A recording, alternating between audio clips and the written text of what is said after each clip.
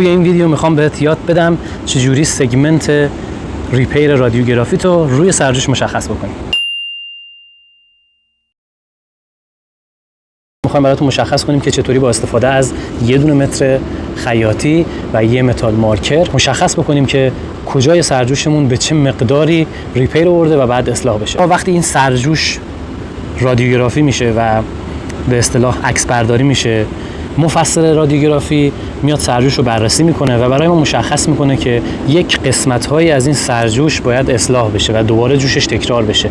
اینو طبق یک گزارش و ریپورتی به ما ابلاغ میکنن و میگن که به اصطلاح توی سگمنت 5 تا سگمنت 8ش یک عیب جوش مثلا LOF داره. به عنوان کارشناس کنترل کیفیت اون مجموعه میخواین اینو مشخص بکنید برای گروه اجرا برطرف کنه و دوباره ارسال بشه به رادیوگرافی. این که چجوری ما بفهمیم سانتیمتر 5 تا سانتیمتر 10 ما کجای این سرجوش قرار داره، همش برمیگرده به این بزرگواری که روی سرجوش مشخص شده.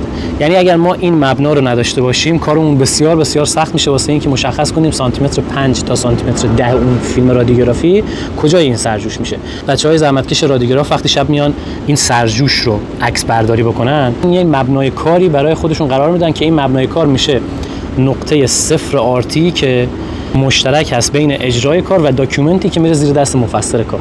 مشخص میکنن، میگن من از اینجا، من رادیوگراف از اینجا به این جهت شروع کردم به عکس برداری از این سرجوش. اولین فیلم رادیوگرافیمو توی این نقطه گذاشتم که میشه 0 آرتیم، به این سمت حرکت کردم. گذاشتم عکس گرفتم، گذاشتم عکس گرفتم، گذاشتم عکس گرفتم تا دوباره رسیدم به این نقطه و سرجوش من عکاسی شده، تموم شده. استفاده از یه دونه متر خیاطی یا هر متری که بشه روی لوله پیچید، ما این کارو به راحتی انجام میدیم. به 0 مترمون رو روی 0 آرتیمون قرار میدیم و اینو دور لوله میپیچیم تا تموم بشه. توی اون گزارشی که به ما میدن نوشتن که آقا سانتیمتر یا همون سگمنت 5 تا 10 این جوش LOF داره. ما اینو چجوری مشخص میکنیم؟ 0 ما که اینجا مشخصه. مفسرم به من گفته از سانتیمتر 5 تا سانتیمتر 10 هم اشکال داره.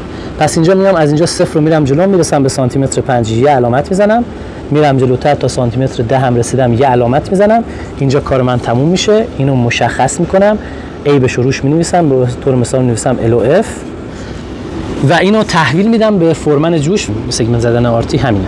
شما میای مشخص میکنی برای جوشکار و برای گروه اجرا که چه مقدار از این جوش با چه عیبی باید اصلاح بشه و ارسال بشه دوباره برای رادیوگرافی. هر جا شما این علامت رو دیدی بدون که این علامت 0 آرتیه به اصطلاح و اینو رادیوگراف هر زمان که اومده این سرجوش رو فیلم برداری کنه برای مشخص کرده که استارت کار من از اینجا و به این سمت بوده. اگر این مطلب رو دوست داشتید لطفا این ویدیو رو برای دوستاتون بفرستید.